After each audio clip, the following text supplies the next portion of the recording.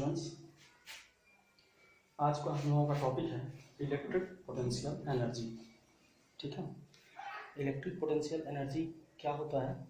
जैसे कोई भी सिस्टम है जिसमें 2, 3, 4 या काफ़ी सारे चार्जेस हों, तो उस सिस्टम में सारे चार्जेस को कलेक्ट करने के लिए, मतलब एक साथ इकट्ठा करने के लिए जो भी वर्क डन होता है उसे ही हम बोलते हैं इलेक्ट्रिक पोटेंशियल एनर्जी। जैसे कि एक एग्जांपल अगर हम लेते हैं कि हम अगर एक सिस्टम बनाते हैं और 2 चार्जेस का, ठीक है, तो पहले हम किसी एक चार्ज को उस सिस्टम में, उस एरिया में लेकर आएंगे। उस चार्ज को ले आने के लिए कुछ वर्क होगा, फिर दूसरे चार्ज को लेके आएंगे, उसे ले आने के लिए कुछ वर्क होगा। ठीक है, तो जो टोटल वर्क होता है यही उस सिस्टम के पोटेंशियल एनर्जी के फॉर्म में स्टोर हो जाता है। ठीक है, तो टोटल पोटेंशियल एनर्जी हम डिफाइन करेंगे कि the electric potential energy of a system may be defined as the amount of work done in assembling the charges at their locations by bringing them in from infinity। ठीक है, उनको infinity से charges को, different charges को infinity से अपने positions पे लाने के लिए जो भी वर्क होता है हम उसी वर्क को बोलते हैं इलेक्ट्रिक पोटेंशियल एनर्जी। ठीक है, और इसको हम लोग इसके लिए एक फॉर्मूला डिराइव करेंगे सिस्टम ऑफ 2 चार्जेस के लिए, 2 पॉइंट चार्ज के लिए हम कुछ एक फॉर्मूला डिराइव करेंगे इलेक्ट्रिक पोटेंशियल एनर्जी का। तो हम मान लेते हैं कि मान लो ये कोई लोकेशन है, पॉइंट ए और दूसरा पॉइंट है बी। तो हम पॉइंट ए पे पहले एक चार्ज लेके आते हैं Q1। ठीक है, इन्फिनिटी से एक चार्ज लेके आएंगे Q1 यहाँ पे। तो इसको लाने के लिए कुछ वर्क होगा क्या? इस चार्ज को ले आने के लिए कोई वर्क नहीं होगा, इसलिए क्योंकि यहाँ पहले से कोई इलेक्ट्रिक फील्ड नहीं है।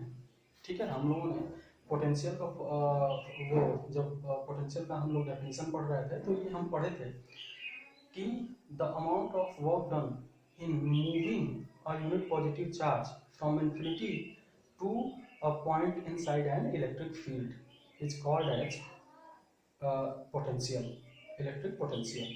मतलब जब हम किसी भी इलेक्ट्रिक फील्ड के अंदर किसी चार्ज को इन्फिनिटी से लेकर आते हैं तो उस इलेक्ट्रिक फील्ड के अगेंस्ट कुछ वर्क करना पड़ता है।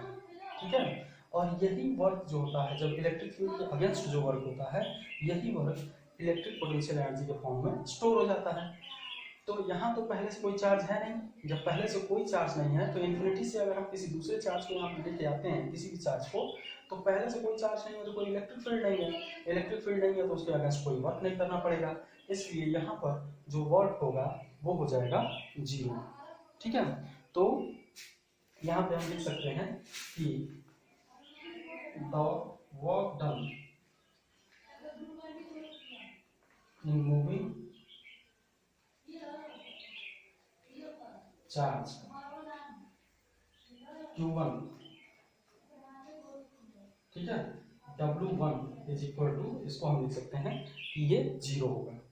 ये इसे ले आने के लिए, Q1 को ले आने के लिए। अब एक दूसरा चार्ज है जिसे हम Q2 पे लेके आते हैं, मान लो सॉरी B पे अगर हम लेके आते हैं, दूसरा चार्ज है और A से B की जो डिस्टेंस है वो हम मान लेते हैं कि R है।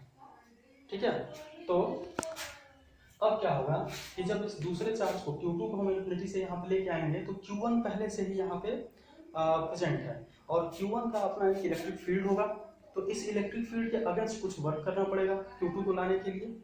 ठीक है, और वही वर्क जो होगा इस सिस्टम का पोटेंशियल एनर्जी होगा। तो हम उस वर्क को कैसे कैलकुलेट कर सकते हैं? हम Q2 का पोटेंशियल यहाँ पर, जैसे Q1 का पॉइंट B पे जो पोटेंशियल होगा, पोटेंशियल को कैलकुलेट कर लेते हैं। ठीक है, फिर उसके बाद पोटेंशियल का Q2 में मल्टीप्लाई कर देंगे तो आ जाएगा वर्क डन। ठीक, तो the potential eight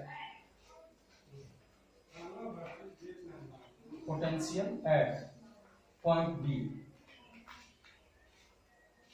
potential at point B पे पोटेंशियल क्या होगा? Q1 का पोटेंशियल किसी भी इलेक्ट्रिक फील्ड में वो इस चार्ज का पोटेंशियल होगा पॉइंट बी पे, तो उसे अगर हम मान लो V2 से रिप्रेजेंट करें तो V2 is equal to 1/4 pi epsilon naught Q1 upon R।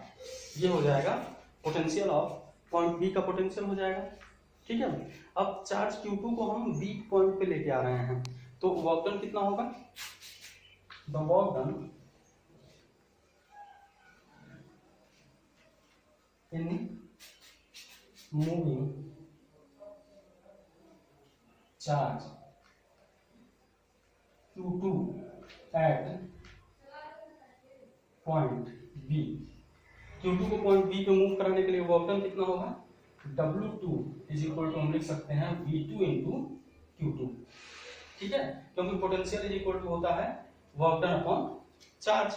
ठीक है, तो ये हो जाएगा 1 upon 4 pi epsilon naught Q1 और into Q2 upon R।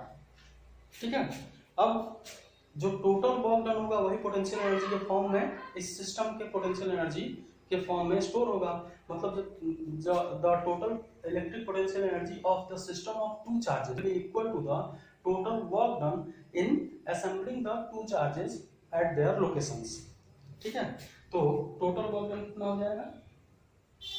Total work done, ठीक है, तो ये हो जाएगा W is equal to W1 plus W2, और इसे हम लिख सकते हैं 0 plus 1 upon 4 pi epsilon naught Q1 Q2 by R।